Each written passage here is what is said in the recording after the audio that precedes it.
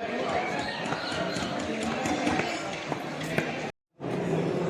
জিনিস মাথা রাখবা, শুনতেছো? একটা পিসি কিন্তু অনেক দাম, হ্যাঁ? তো তোমরা তোমাদের এই পিসি তোমরা 4 বছর কাজ করবা, এখানে পড়াশোনা করবা।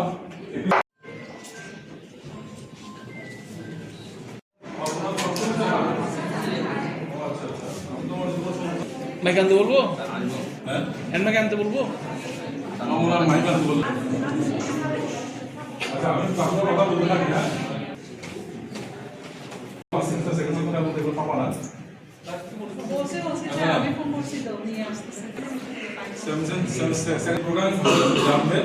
তার কিন্তু মানে কম্পিউটার পড়াটা বোঝা গেছে।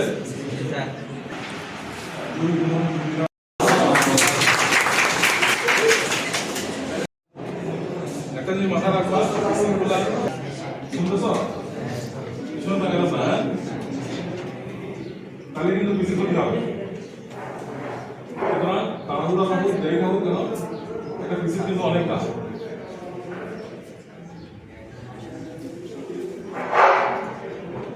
একটা পিসি কিন্তু অনেক দাম, হ্যাঁ? তো তোমরা তোমাদের এই পিসি তোমরা 4 বছর কাজ করবা, এখানে পড়াশোনা করবা, তারপরে ফল্ট বাইট করে তারপরে ফল্ট শুট করা হচ্ছে তো, মানে প্রবলেমটা সলভ করা। এরপরে দেখা যায় আরো আধুনিক কিছু করে, এরপরে আস্তে আস্তে দেখা যায় গাড়ি বিক্রি করে থাকে। ভিডিও দেখছো কিভাবে কি করছে? দেখা যায় সাইকেলের মধ্যে মোটর লাগাই দিয়ে প্রথমে মোটরসাইকেল বানায়।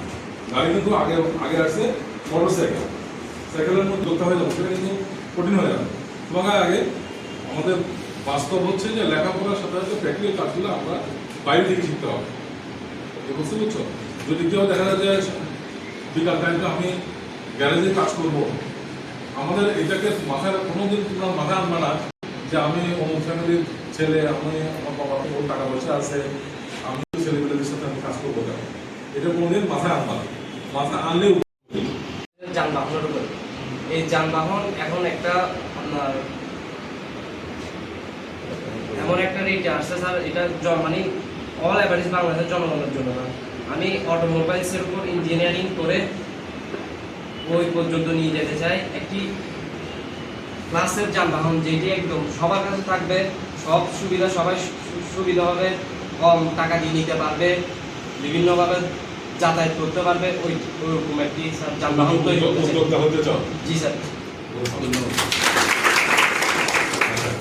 তারপর আমি মনে কিছু বলি, আমি আমার কাছে যখন কোনো গার্জিয়ান পরামর্শ, ওই পেজের মধ্যে আমরা ডিপার্টমেন্ট ওয়াইজ টিচারদের নামগুলো দিয়ে দিব এবং মোবাইল নাম্বারটা আগায় আসতে পারে ওনারা, বা তোমাদেরকে সহযোগিতা করতে পারে। আর হচ্ছে এগুলো হচ্ছে প্রতিটা সেমিস্টার ওয়াইজ পরীক্ষা। তোমরা যখন ডিপ্লোমা করতে আসছো তখন তোমরা জানোই এটা সেমিস্টার ওয়াইজ পরীক্ষা। প্রতিটা সেমিস্টারেই তোমাদের জন্য বোর্ডের পরীক্ষা, এটাও সেম। প্রতিটা সেমিস্টারে তোমার বোর্ড পরীক্ষার খাতা যাবে বোর্ড এক্সামিন করে, তারপরে রেজাল্ট দেয়। ওই জন্য তোমাদের প্রতিটা সেমিস্টারের পরীক্ষা ইম্পর্টেন্ট, এই জন্য বলছি আমি। এবং তোমার 3টা সাবজেক্টের উপরে গেলে তোমার কিন্তু ইয়ার লস, একটা বছর ইয়ার লস হয়ে যাবে। একটা বছর লাইফ থেকে চলে যাওয়া মানে অনেক চান্স থাকবে না। আমার আজকে 20 বছর এই টেকনিক্যাল লাইফে, আমি কিন্তু জেনারেল লাইনের স্টুডেন্ট, বাট আমি 20 বছর আজকে টেকনিক্যাল লাইফের অভিজ্ঞতা থেকে বলছি, যারা রেগুলার ওর টেকনিক্যালে এসে খুব সিরিয়াস, রেজাল্ট ও রেগুলার ক্লাস করে রেজাল্ট অনেক অনেক ভালো করছে, এবং ভালো রেজাল্ট যারা এসএসসি ছিল ওদের থেকেও ভালো রেজাল্ট। উপাধ্যক্ষ মহোদয় আমাদের সামনে উপস্থিত, এই পর্যায়ে বক্তব্য নিয়ে আসতেছেন অত্র প্রতিষ্ঠানের উপাধ্যক্ষ মহোদয় জনাব বিকাশ স্যারকে। জনাব বিকাশ স্যারকে ওনার মূল্যবান বক্তব্য দেওয়ার জন্য বিনীতভাবে অনুরোধ জানাচ্ছি। ধন্যবাদ। অত্র কলেজে আগত নতুন শিক্ষার্থীদেরকে জানাই আমাদের কলেজের পক্ষ থেকে অভিনন্দন। আমরা অত্যন্ত আনন্দ সাথে তোমাদেরকে অভিনন্দন এবং কৃতজ্ঞতা প্রকাশ করছি যে তোমরা অত্র কলেজে ভর্তি হয়ে কারিগরি শিক্ষার যে সুদূর প্রসারী বা ইলেকট্রিক্যাল মেকানিক্যাল যারাই আছে সবার সাথে শুধু ডিপার্টমেন্টের ছেলেদের সাথে আমরা বন্ধুত্ব রাখবো, সেটা না, সবার সাথে বন্ধুত্ব রাখবো। আমরা বছরে চেষ্টা করবো বিভিন্ন খেলার অ্যারেঞ্জমেন্ট করতে। হয়তো সবার সাথে ওরকম ভালো সম্পর্ক থাকবে না, ইলেকট্রিক্যাল সাথে বা মেকানিক্যাল ভালো সম্পর্ক মানে ক্লোজ ফ্রেন্ডশিপ অনেক সময় হয় না, কিন্তু এরপরে উপরে উত্তীর্ণ হয়ে যায় না। আমাদের অনেক কমন সাবজেক্ট আছে যেগুলো হয়তো তোমরা কম্বাইন্ড ক্লাস করবে, তখন দেখো যে অন্য ডিপার্টমেন্টের পরিচয় হচ্ছে। তারপর আমরা বিভিন্ন খেলাধুলার প্রোগ্রাম করবো, ডিপার্টমেন্ট ওয়াইজ খেলা হবে, তখন একজন সাথে একজনের পরিচয়টা বা আন্তরিকতা বাড়বে। ফ্রেন্ডশিপ ছাড়াও এলাকার মধ্যে এইসব এলাকাগুলো কিন্তু খুব একটা দিক নির্দেশনা এরপর যে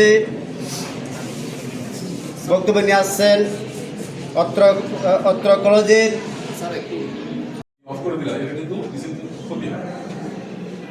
বলছি বুঝছো?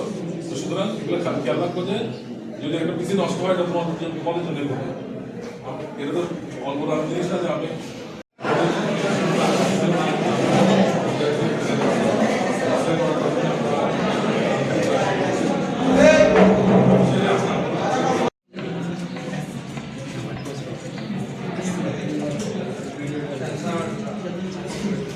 আপনার সাথে সাথে আমি সবাইকে বললাম আমি পড়াতে পারবো।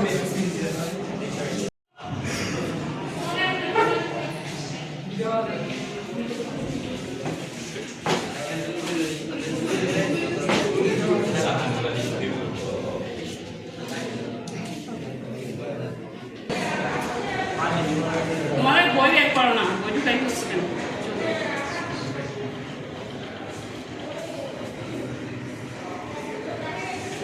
তোমরা সবাই সুন্দর ছবি আঁকার জন্য ভালো করে রাখো, ঠিক আছে? ছবিটা যাতে সুন্দর হয় আর কি, পড়া রাখা দরকার নয়, ছবিটা যাতে সুন্দর।